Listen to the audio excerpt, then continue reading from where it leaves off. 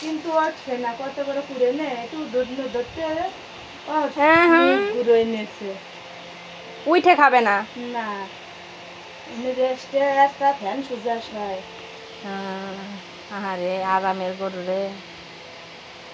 মনে করো কি যে মায়া মহব্বত না থাকলে সে জিনিস তো হয় না, মহব্বত লাগে, মহব্বতের জন্যই তো জিনিসটা। কি কই যাবো, গরু গুতা দিবে আমাকে। আর ব্যাপারে এসে কয় মনে হয় না যে দিতে চলে।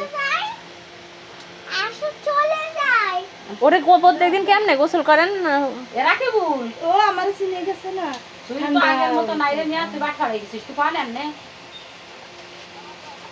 তুই বাজারে এ ওই দিন আগে গরু তুই দেখছিস ওই যে কি জানো তোর বাবা চম্পা নাও, চম্পা চম্পা সাম্পা ওই জানি টাকা মাইরে গরু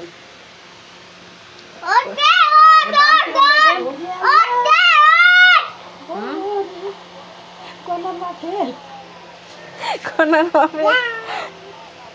এই যে উঠছে উঠছে উঠছে উঠছে আমার জুহার কথা শুনে লাস্টে উঠছে। রানা আসবে না, রানা কইছে কি রাকিবুল কাকা বাইরে কইল দি আটের দাম কিরমের গরু খাইতেছি, সে কইছে রোজারি দিতি।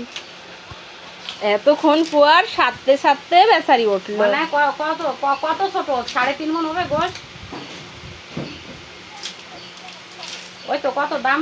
ও বাবা ও বাবা, না না তুমি যাও না, তুমি যাও না, হ্যাঁ ভয় নাই, ভয় নাই ভয় নাই, কিচ্ছু করে না। কিছু বলবে না, আম্মু আছি না। মিস্ত্রি আলো